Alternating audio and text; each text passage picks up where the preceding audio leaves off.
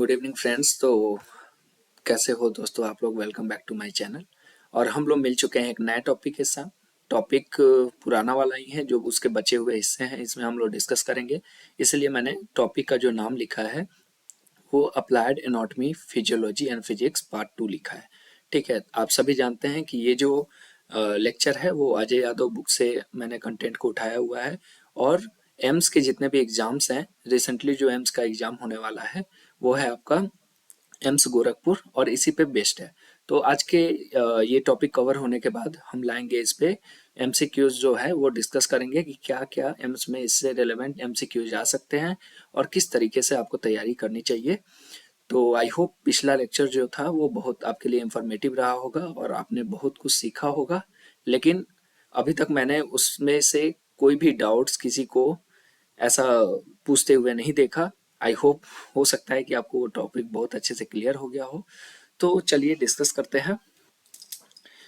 तो आज का जो टॉपिक है वो होगा हमारा पल्मोनरी फंक्शन टेस्ट, पीएफटी।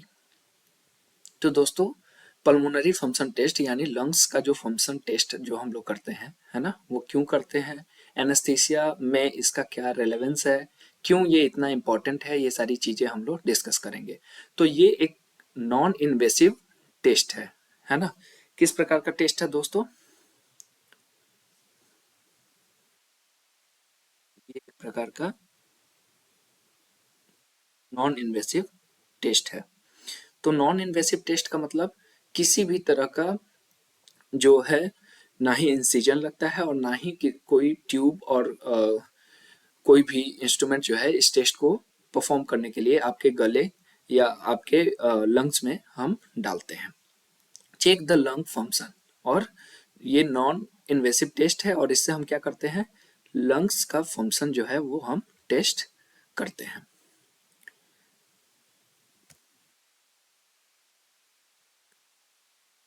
क्या करते हैं हम? लंग्स का फंक्शन टेस्ट करते हैं। नेक्स्ट है, लंग्स के फंक्शन में हम क्या क्या टेस्ट करते हैं दोस्तों? तो हम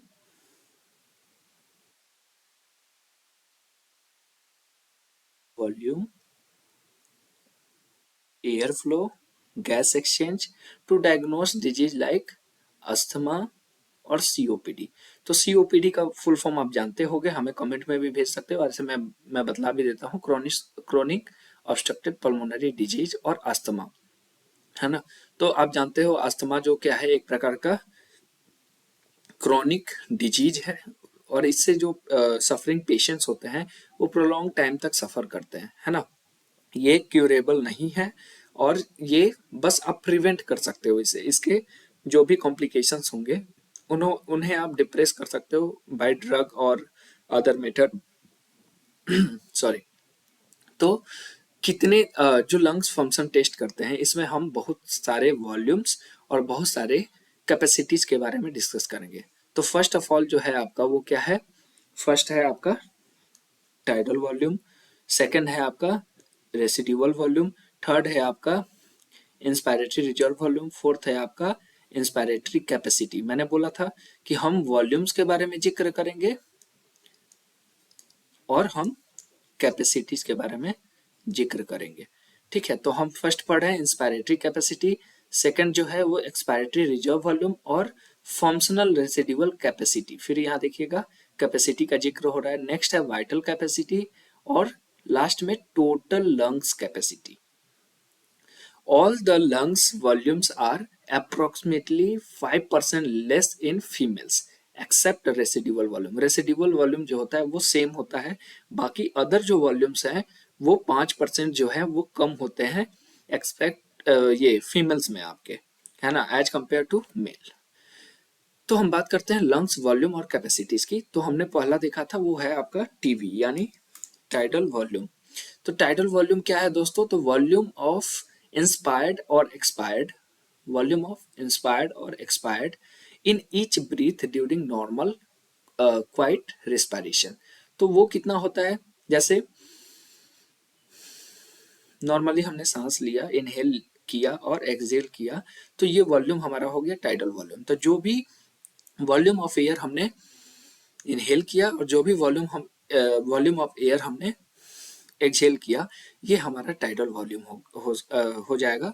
और इसका जो अ, ये होता है, ये कितना होता है, तो ये 400 टू 500 ml जो होता है वो होता है। और इसको हम, जैसे मान लो कि कोई पेशेंट है, उसका टाइडल वॉल्यूम कितना होगा, उसका निकालने का मेजरमेंट क्या है, तो 10 ml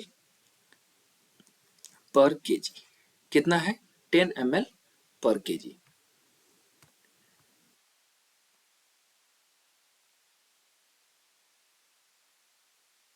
कितना है दोस्तों, 10 ml पर केजी। तो मान लो कि मेरा वेट 70 केजी का है ना, तो अप्रोक्सीमेटली हमारा टाइडल वॉल्यूम कितना हो जाएगा, 70 इंटू 10 ml पर केजी। लेकिन यहाँ पे जो ये 10 ml पर केजी लिखा है, ये 8 टू 10 ml पर केजी होता है। और उसके साथ हमारे कुछ लिमिटेशंस भी हो सकते हैं, तो उस हिसाब से ये लगभग डाटा हमारा 400 टू 500 ml ही आता है आपका। ठीक है, उसके बाद inspiratory reserve volume. Inspiratory reserve volume क्या है,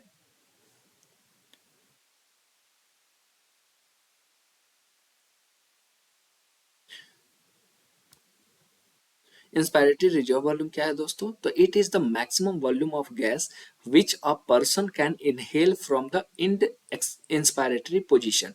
मतलब जैसे हमारा इंस्पायरेशन का एंड हो गया, लेकिन वहां से हम फोर्स लगा के कुछ हम एक्स्ट्रा अमाउंट ऑफ एयर जो है वो हम इनहेल कर रहे हैं, है ना, inhale from the end inspiratory position. तो वो जो है वो हमारा क्या है, 2400 टू 2600 ml। वो कितना है, 2400 टू 2600 ml। ये क्या है, तो इंड इंस्पायरेटरी पोजीशन, मतलब जो इंस्पायरेशन का इंड है उस पोजीशन तक कितना मैक्सिमम वॉल्यूम ऑफ एयर हमारा लंग्स जो है वो ले पाया है, that is inspiratory reserve volume. Next है इंस्पायरेटरी कैपेसिटी। इंस्पायरेटरी कैपेसिटी क्या है दोस्तों, तो कह रहा है कि it is the maximum volume which can be inhaled from the end expiratory position, that is that is it is inspiratory reserve volume, inspiratory reserve volume plus tidal volume. मतलब हमने इंस्पायरेटरी रिजर्व वॉल्यूम तो लिया ही, साथ में हमने extra जो volume लिया tidal volume के रूप में, वो हमारा हो गया टोटल इंस्पायरेटरी कैपेसिटी। तो that is 2500, 2500 plus 500 is equal to 3000 ml, जो हो गया हमारा, क्या हो गया, इंस्पायरेटरी कैपेसिटी, है ना। और इसका फॉर्मूला क्या था, inspiratory reserve volume plus tidal volume.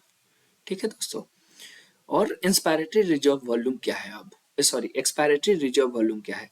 हमने देखा कि इंस्पायरेटरी रिजर्व वॉल्यूम क्या था, तो जो हमारा इंड इंस्पायरेटरी पोजीशन है, वहां तक जो वॉल्यूम ऑफ एयर हमने लंग्स में भरा है, वो हमारा इंस्पायरेटरी रिजर्व वॉल्यूम है। और इंस्पायरेटरी कैपेसिटी क्या था दोस्तों, तो इंस्पायरेटरी इंड इंस्पायरेशन पोजीशन से लेके जो हमारा initiation end of expiratory position है, इंड ऑफ एक्सपायरेटरी पोजीशन, तो वहां तक जितने वॉल्यूम ऑफ गैसेज हमने अपने लंग्स में भरे, वो है हमारा इंस्पायरेटरी कैपेसिटी। ठीक है, तो इंस्पायरेटरी कैपेसिटी जो होगा वो हमारे इंस्पायरेटरी रिजर्व वॉल्यूम से ज्यादा होगा, कोई कंफ्यूजन मत रखिएगा इसमें। नेक्स्ट है एक्सपायरेटरी रिजर्व वॉल्यूम, तो maximum volume of gas that can B exhaled after normal expiration, है ना। एक नॉर्मल एक्सपायरेशन, जैसे एक नॉर्मल एक्सपायरेशन में जितना भी हम वॉल्यूम ऑफ गैस जो है वो हमने छोड़ दिया, एक्सपायर कर दिया, वो हमारा हो गया respiratory reserve volume, that is 1200 to 1500। कितना, 1200 टू 1500 ml। ठीक है दोस्तों, नेक्स्ट है ये आपका एस्पायरोमीटर है, और इसके बारे में डिस्कस करेंगे। अब आ गया लंग्स वॉल्यूम एंड कैपेसिटी, वही सेम चीज कंटिन्यूड है। तो इसमें हम पढ़ेंगे वाइटल कैपेसिटी क्या है, जिसको वीसी से डिनोट करते हैं हम लोग। एग्जाम्स में बहुत पूछता है ये, है ना, ऐसे वीसी करके पूछेगा, टाइडल वॉल्यूम करके पूछेगा, आईआरवी करके पूछेगा, ईआरवी करके पूछेगा, है ना। नेक्स्ट इंस्पायरेटरी कैपेसिटी करके पूछेगा, एक्सपायरेटरी कैपेसिटी करके पूछेगा, है ना, मिनट वॉल्यूम, है ना, रेसिडिवल वॉल्यूम, है ना, ऐसे करके ये चीजें पूछेगा। तो वाइटल कैपेसिटी क्या है दोस्तों? तो इट इज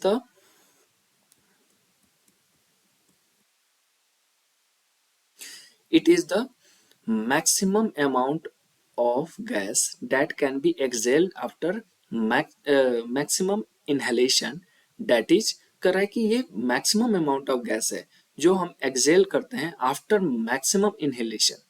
मतलब इनहेलेशन जो है वो हो चुका है, मैक्सिमम इनहेलेशन जितना करना था हमने कर लिया, उसके बाद हम उन गैसेज को एक्सेल कर रहे हैं, तो डेट इज।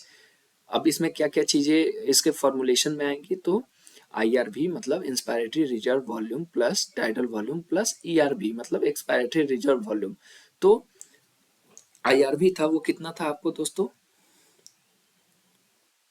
500 प्लस 500 प्लस ये जो आपका ये कितना था, ये लगभग हम 1500 ml मान लेते हैं, क्योंकि ये 1200 से 1500 था, ठीक है। तो आप इसे जब ऐड ऑन करोगे तो कितना होगा, लगभग 4500, सॉरी 42 to 4500, ठीक है। तो ये इतना आपका वाइटल कैपेसिटी जो है वो आएगा। अब हम बात करते हैं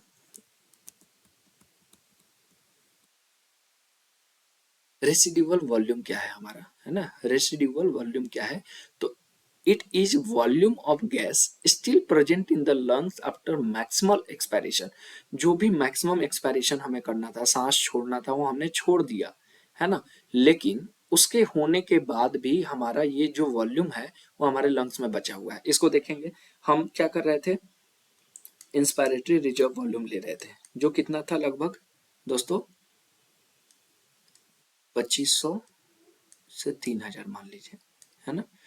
तो ये जो हम ले रहे थे, और हम एक्सपायर कितना कर रहे हैं, है ना।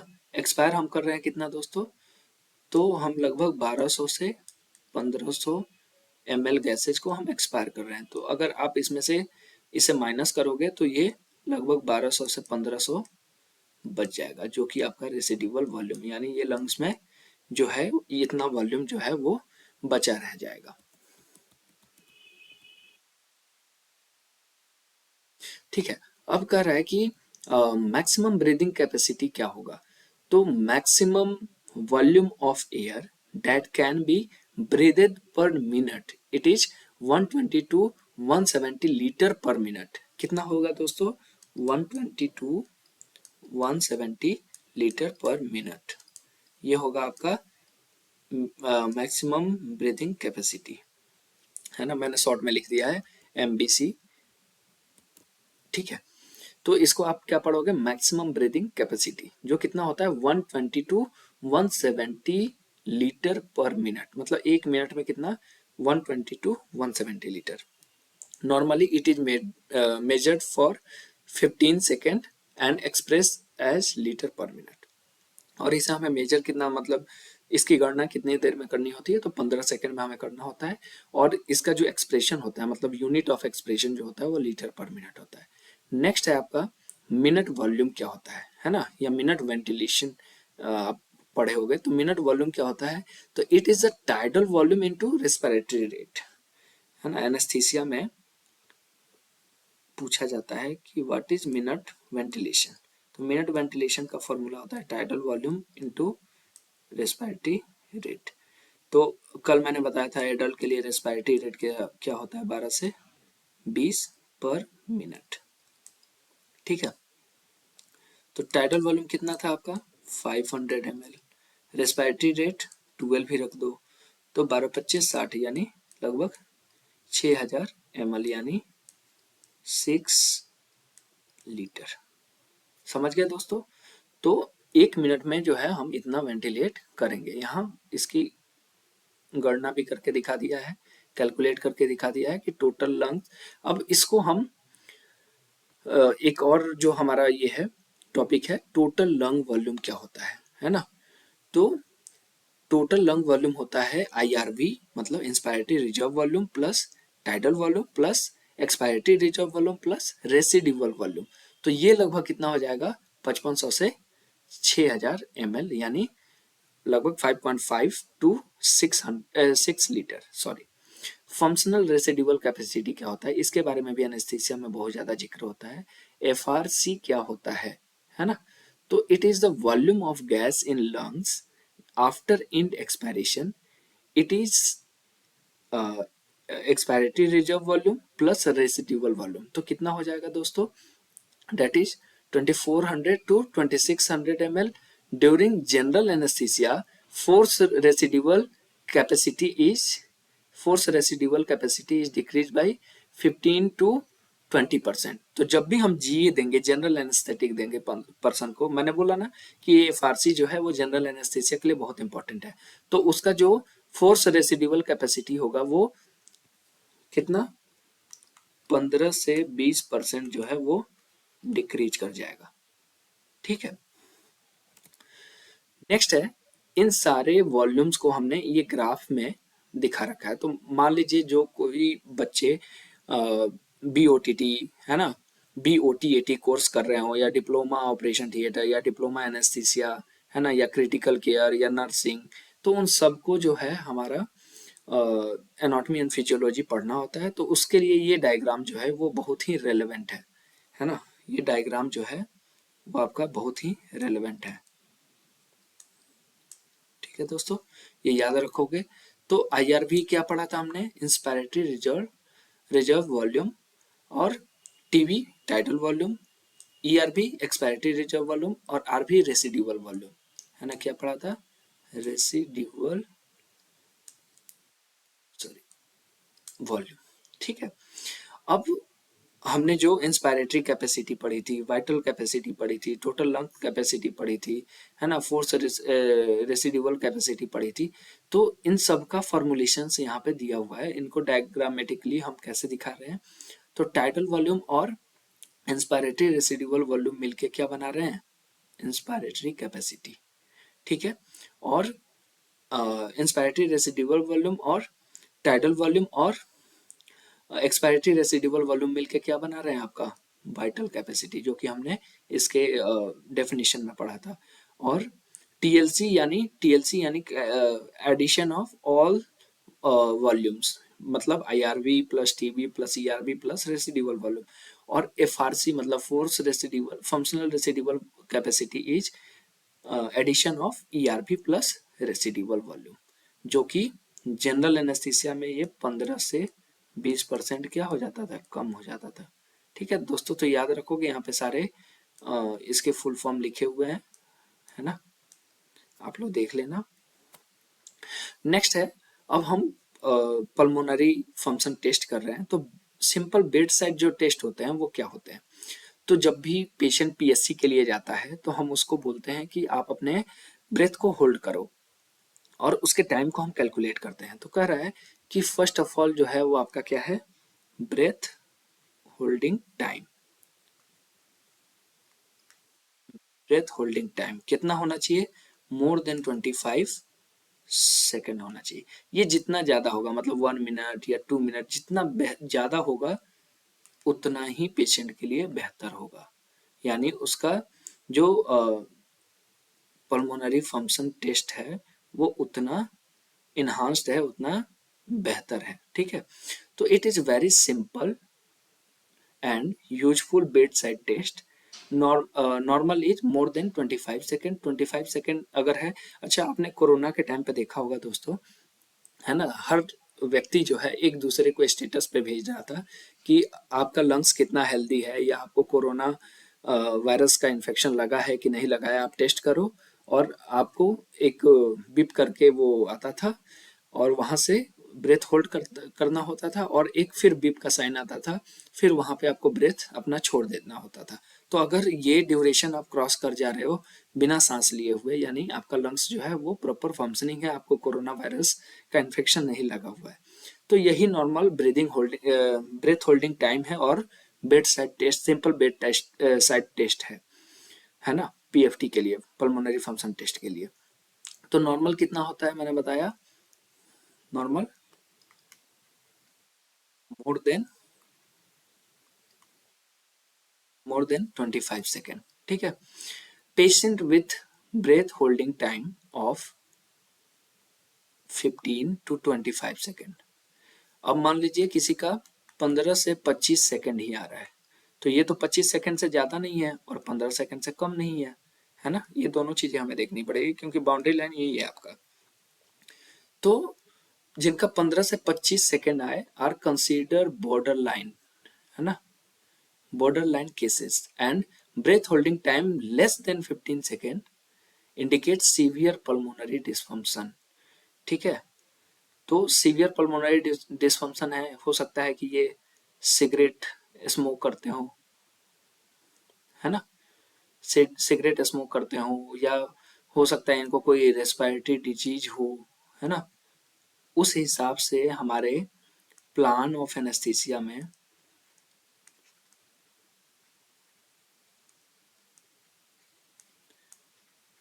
चेंजेस आएगा। ठीक है, प्लान ऑफ एनेस्थीसिया में जो है वो चेंजेज आएगा। उसके बाद हम सेकंड टेस्ट पढ़ेंगे। हमने क्या पढ़ा अभी? Simple breath holding time. क्या पढ़ा दोस्तों? Breath holding time. Second test जो है वो आपका मैच टेस्ट है। क्या है? Match test. तो मैच टेस्ट में क्या होता है कि a person is asked to blow off match stick, है ना? जो मैच बॉक्स होता है, सलाई होता है ना? उसके स्टिक को हम जलाते हैं और उसको बोलते हैं कि 15 सेंटीमीटर के डिस्टेंस से आप क्या करो, एयर ब्लो करो और मैच बॉक्स को बुझाओ। जैसे आप अपने बर्थडे को सेलिब्रेट करते हो तो उससे पहले क्या करते हो आप, जो भी कैंडल्स होते हैं उन्हें आप एयर ब्लो करके माउथ से और ऑफ करते हो, उन्हें बंद कर देते हो, है ना? तो a person with normal pulmonary reserve will blow of the match box from this distance. मतलब 15 सेंटीमीटर से वो इसे क्या कर सकता है, आसानी से ऑफ कर सकता है। लेकिन अगर वो ये नहीं कर पाया तो भी हम मानेंगे कि इसका पल्मोनरी फंक्शन टेस्ट जो है वो नॉर्मल नहीं है। ये पेशेंट रेस्पिरेटरी कंडीशन से नॉर्मल नहीं है, रेस्पिरेटरी कॉम्प्रोमाइज्ड पेशेंट है। हो सकता है रेस्पिरेटरी कॉम्प्रोमाइज के साथ साथ ये कार्डियो कॉम्प्रोमाइज पेशेंट भी हो, क्योंकि कार्डियो पल्मोनरी डिजीजेज जो होते हैं वो एक साथ ही, मतलब उनका लगभग एक समान ही सिम्टम्स होते हैं और दोनों एक दूसरे को क्या करते हैं, सफर कराते हैं। नेक्स्ट है, थर्ड है आपका ट्रेकियल अस्कल्टेशन टेस्ट। थर्ड क्या है? Tracheal auscultation test. तो कह रहा है कि if breath sound are audible for more than 6 second, है ना, तो it denotes significant airway obstruction, है ना? वो एयरवे ऑब्स्ट्रक्शन को दिखाएंगे। Able to blow a balloon, है ना? जो गुब्बारे फुलाते हो, जैसे मैंने बर्थडे का आपको बतलाया कि मैच बॉक्स को आपको माउथ से एयर ब्लो करके बुझाना है, और उसी तरीके से आप क्या करते हो, बर्थडे के एक्साइटमेंट में बलून फुलाते हो कि मैंने सबसे ज्यादा बलून फुला दिया। तो ये भी एक साइन है कि आपका जो पल्मोनरी फंक्शन टेस्ट है वो कितना बेहतर है।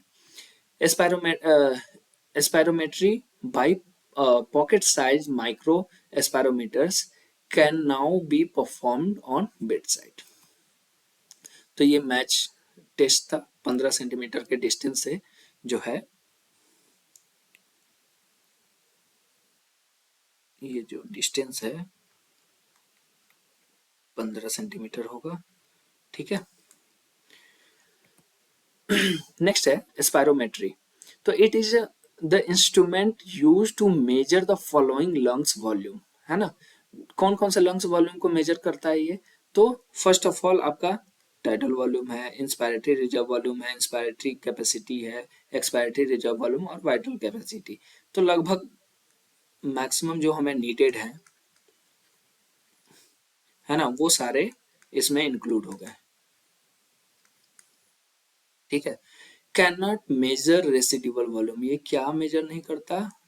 आरवी को, रेसिडुअल वॉल्यूम को मेजर नहीं करता। मतलब एक्सपायरेशन के बाद जो वॉल्यूम बच जाता था लंग्स में, जो कि 1200 से 1500 ml कुछ था, तो उसको ये मेजर नहीं कर पाता, है ना? It is fail to detect residual volume. Therefore, any lung volume which requires measurement of residual volume, that is functional residual capacity. तो हमें क्या देखना है? FRC, functional residual capacity, and total lungs capacity, sorry, total lungs volume cannot be measured by the spirometer. क्यों? क्योंकि इससे क्या नहीं मेजर हो पा रहा है? Residual volume. और यहाँ आप देखोगे जो आपका FRC, फंक्शनल रेसिडुअल जो कैपेसिटी था, उसका क्या क्या हमें डाटा चाहिए था इसके लिए हमें चाहिए होता था क्या? एक्सपायरेटरी रिजर्व वॉल्यूम और residual volume, expiratory reserve volume और रेसिडुअल वॉल्यूम। और टोटल लंग्स के लिए क्या चाहिए था? FRC ले लो, या फिर सीधे तौर पे बोले तो IRV, TB, ERV और RV, ये टोटल चाहिए था। लेकिन जो स्पायरोमीटर है वो हमारे किसको नहीं डिटेक्ट कर पा रहा है? रेसिडुअल वॉल्यूम को। Fail to detect residual volume, तो ये FRC को भी डिटेक्ट नहीं कर पाएगा और हमारे टोटल लंग्स कैपेसिटी को भी डिटेक्ट नहीं कर पाएगा। नेक्स्ट है, ये मैंने आपको इससे पहले वाला, ठीक है, ये मैंने लगा दिया है जनरली कि कैसे करते हैं इसका, है ना, स्पायरोमेट्री टेस्ट कैसे करते हैं, हाउ इज इट डन। तो a person breathes into a mouthpiece of spirometry apparatus। ये जो आप देख रहे हो इनके हाथ में, अंकल जी के हाथ में जो ये दिख रहा है, ये आपका क्या है? स्पायरोमेट्री apparatus है, ठीक है। और ये माउथ पीस है, ठीक है। तो माउथ पीस में इन्होंने क्या किया? एयर को ब्लो किया, है ना, जो भी इनका ये है, और inhale deeply and then exhale as quickly and forcefully as possible. तो पहले आपको डीप इनहेलेशन लेना है और इसको तुरंत ये एक्सहेल भी कर देना है। और एक्सहेल जो करना है इंस्पायरेशन से ज्यादा फोर्स के साथ करना है, मतलब जितना फोर्स से आपने इंस्पायरेशन किया था, डीपली इंस्पायर किया था, उससे ज्यादा फोर्सफुली आपको एक्सपायर करना है। The device is connected to a monitor screen which display the lungs capacity. और ये डिवाइस डायरेक्टली कनेक्ट होगा किससे? है ना, मैं आगे आपको दिखाऊंगा, मॉनिटर स्क्रीन से, ताकि जो भी ये एक्सपायर कर रहे हैं उस वॉल्यूम को डिटेक्ट कर सके और आपके लंग्स की कैपेसिटी को बतला सके। The process is repeated multiple times to ensure accurate result. और ये एक बार नहीं करना होगा, बार बार, ताकि जो हमारा डाटा है वो करेक्ट भी आए, है ना, ताकि हम बार बार एक ही एवरेज डाटा को हम रिपीट कर रहे हैं, यानी वही हमारा डाटा जो है वो करेक्ट है। The test takes anywhere from 30 to 45 minute to complete. तो देखा आपने, ये नोज को इन पे नोज क्लिप अप्लाई कर दिया ताकि नाक से कोई वॉल्यूम ऑफ एयर जो है लीक ना हो, और ताकि एक्सपायरेशन जो भी इंस्पायर किया है वो टोटल वॉल्यूम जो है वो माउथ पीस के थ्रू कंप्यूटर के पास पहुंचे, ताकि कंप्यूटर टोटल वॉल्यूम को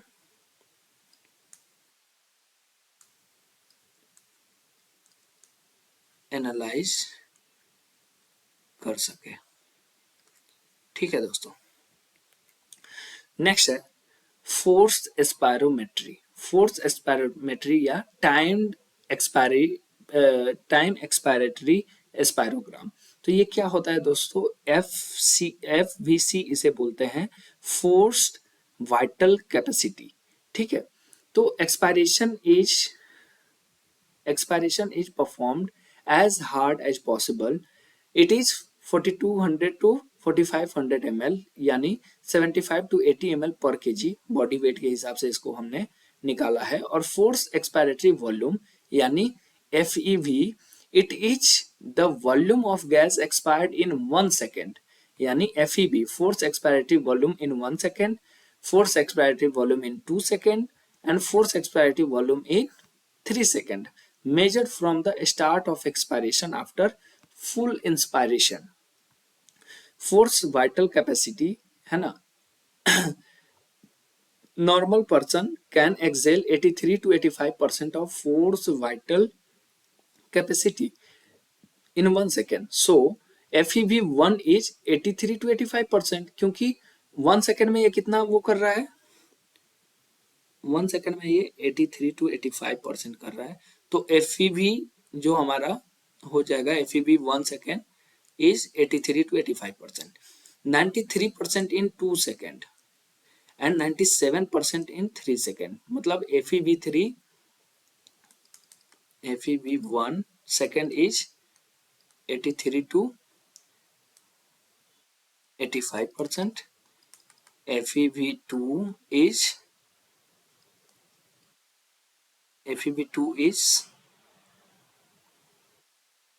93% और FEV3 is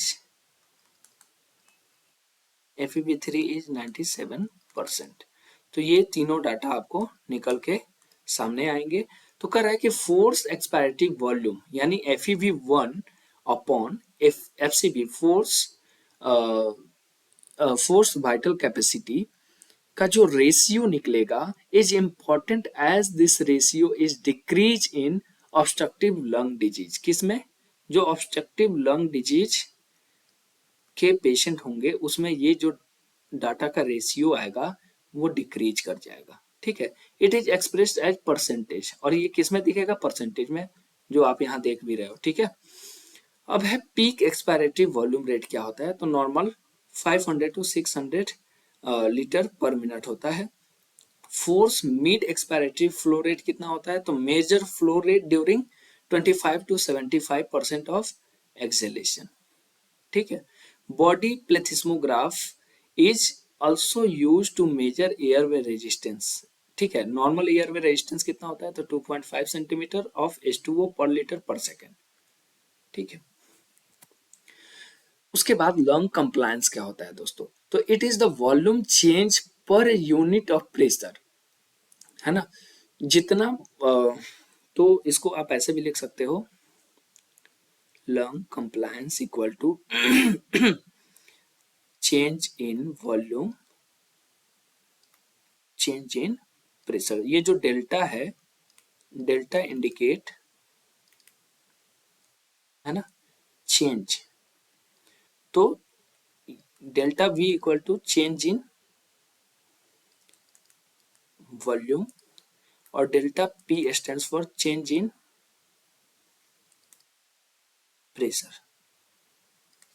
ठीक है दोस्तों, तो चेस्ट वॉल कंप्लायंस कितना होता है? टोटल लंग कंप्लायंस जो होता है वो कितना होता है? 0.2 लीटर पर सेंटीमीटर ऑफ H2O, 0.2 लीटर पर सेंटीमीटर ऑफ H2O। और चेस्ट वॉल कंप्लायंस भी कितना होता है? 0.2 लीटर पर सेंटीमीटर H2O। और टोटल कंप्लायंस कितना होता है? यानी 0.1 लीटर पर सेंटीमीटर H2O।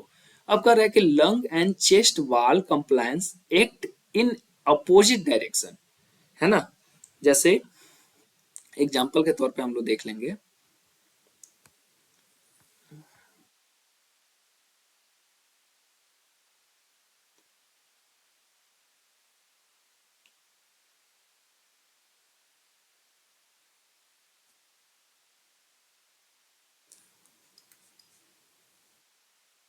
ठीक है, ये हमारा राइट लंग्स, ये हमारा लेफ्ट लंग्स, है ना, ये हो गया। तो इसका जो प्रेशर लगेगा, कंप्लायंस प्रेशर, ये ऐसे लगेगा।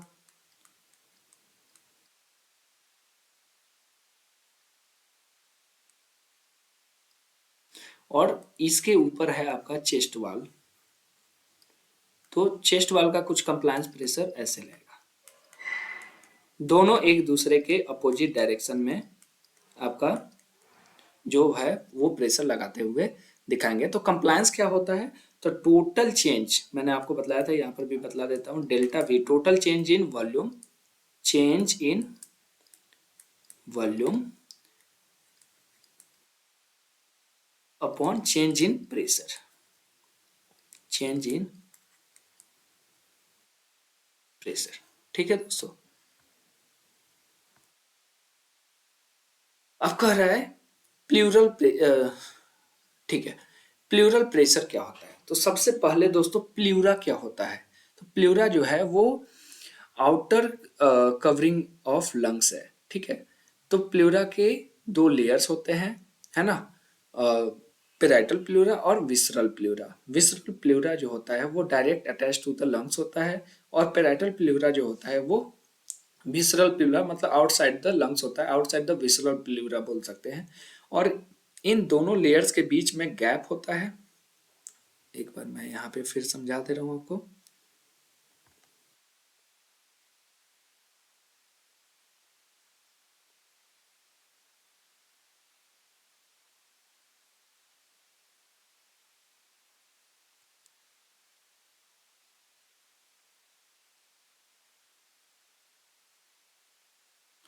ठीक है,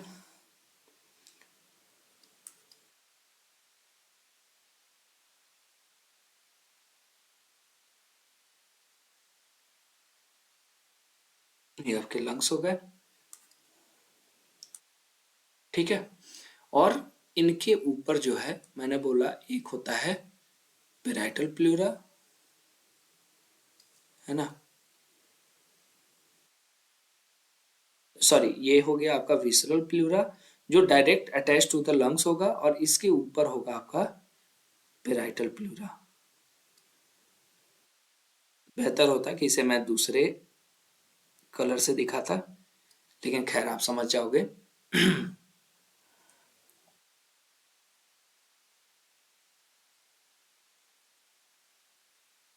ठीक है दोस्तों, तो मैंने इसको नाम दिया विसरल प्ल्यूरा, और इसको मैंने नाम दिया पेराइटल प्ल्यूरा, ठीक है। अब इन दोनों के बीच आपको क्या दिख रहा है दोस्तों? गैप दिख रहा है, ठीक है। इस गैप को भी मैं दूसरे कलर से दिखाने का प्रयास कर रहा हूं, ठीक है। गैप को हम यहां देखते हैं, ये हमें गैप दिख रहा है ना। तो ये है एक प्रकार का फ्लूइड फिल्ड स्पेस। इसमें भरा हुआ होता है क्या? पेराइटल फ्लूइड, जो क्या करता है, और इस फ्लूइड का जो प्रेशर होता है वो निगेटिव प्रेशर होता है, ठीक है। कैसा होता है? Negative pressure. तो निगेटिव प्रेशर जो होगा वो क्या करेगा? किसी चीज को खींच के रखेगा, एक तरह से वैक्यूम की तरह अप्लाई होगा। तो ये लंग्स के वाल पे है, तो लंग्स के वाल को क्या करता है? अपने साइड खींचने का प्रयास करता है, अपने साइड खींचने का प्रयास करेगा, यानी लंग के एक्सपेंशन में ये हेल्प करेगा, ठीक है दोस्तों। तो यहां देखते हैं हम, जहां हमारा टॉपिक है, कह रहा है कि प्लूरल प्रेशर क्या है? तो नॉर्मल इंट्रा प्लूरल, जो प्लूरल कैविटी है उसी को बोल रहा है intra plural pressure is -3 to -5 centimetre of H2O। कितना याद रखोगे दोस्तों? ये भी बहुत इंपॉर्टेंट है, -3 to -5 centimetre of H2O। During inspiration, जब हम सांस लेते हैं, इट बिकम्स मोर नेगेटिव, मतलब लगभग 7 -7 हो जाता है ये। कितना हो जाता है? -7 सेंटीमीटर ऑफ H2O। नॉर्मल कितना होता है? -3 to -5 सेंटीमीटर ऑफ H2O। और जब हम सांस लेते हैं, तो सांस लेंगे तो क्या होगा? लंग्स में एयर भरेगा, लंग्स में एयर भरेगा तो क्या होगा? लंग्स के एक्सपेंशन की बात होगी, और उस एक्सपेंशन में ये हेल्प करेगा। क्यों? क्योंकि एक तरह का नेगेटिव प्रेशर अप्लाई कर रहा है, यानी एक तरह से वॉल्यूम, मतलब उसे खींचने का प्रयास कर रहा है। लेकिन जब हम सांस छोड़ेंगे तो ड्यूरिंग एक्सपायरेशन, तो एक्सपायरेशन में क्या होगा? लंग्स अपने नॉर्मल स्टेज में चला जाएगा, ठीक है। तो इधर इसका जो प्रेशर हो जाएगा वो कितना हो जाएगा दोस्तों? पॉजिटिव, है ना, यानी ये सपोर्ट कर रहा है अब, ठीक है। तो लंग्स के साथ खींचा हुआ वो चला जाएगा, तो ये कितना हो जाता है? +1 to +2। ये याद रखना बहुत इंपॉर्टेंट है। तो यही जो मैंने डायग्राम बनाया, ये डायग्राम आप देख सकते हो। ये है आपका पेराइटल प्लूरा, ये है लंग्स, है ना, ये है आपका लंग्स, ये है पेराइटल प्लूरा, और ये है आपका विसरल प्लूरा। पेराइटल प्लूरा बाहर होता है, visceral pleura direct attach to the lungs होता है, और बीच में हो गया आपका इंट्रा प्लूरल स्पेस और इंट्रा प्लूरल फ्लूइड, है ना, जिसका नॉर्मल प्रेशर कितना होता है, नॉर्मल प्रेशर कितना होता है दोस्तों, -3 टू -5 सेंटीमीटर ऑफ H2O, है ना। और ड्यूरिंग इंस्पायरेशन क्या होता है, सांस लेने के दौरान ये प्रेशर बढ़ जाता है, मतलब निगेटिव में ये बढ़ जाता है, ठीक है। तो -7 सेंटीमीटर ऑफ H2O हो जाता है। और जब एक्सपायर कर रहे हो आप, एक्सपायरेशन के दौरान इसका प्रेशर कितना हो जाता है, +1 टू +2 सेंटीमीटर ऑफ H2O। तो ये याद रखना बहुत इंपॉर्टेंट है दोस्तों। आगे बढ़ते हैं। अब कह रहा है कि fitness for surgery and pulmonary functions. कैसे हम मानेंगे कि किसी का पल्मोनरी फंक्शन टेस्ट किया तो वो फिट है या सर्जरी के लिए फिट है कि नहीं। तो कह रहा है कि इसमें 2-3 डाटा है जो हम देख लेंगे, है ना। Patient with force vital capacity, वो लेस देन अगर 20 ml पर केजी होगा, या फोर्स एक्सपायरेटरी वॉल्यूम इन 1 सेकेंड जो था, वो क्या था, लेस देन अगर 15 ml पर केजी होगा, तो require appropriate pre operative preparation before surgery such as chest physiotherapy, है ना, यानी एक्सरसाइज हमें कराना होगा, एंटीबायोटिक्स देने होंगे और ब्रोंकोडायलेटर्स देना होगा। कह रहा है कि patient with FEV1 less than 10 ml per KG and history of dyspnoea, है ना, डिफिकल्टी इन ब्रीदिंग, है ना, एट रेस्ट और on minimal activity should be subjected to only life-saving operations. Three most important criteria to indicate severe respiratory compromise are dyspnea at rest or on minimal activity, FEV1 less than 15 ml पर kg या normal 65 ml पर kg, और जो oxygen होगा, partial pressure of oxygen जो होगा वो less than 16 mm Hg होगा, यानी ऑक्सीजन सेचुरेशन लेस देन जो होगा वो 90 होगा ऑन रूम एयर, तब हम इसको कंसीडर करेंगे। थैंक यू फॉर टुडे, धन्यवाद दोस्तों।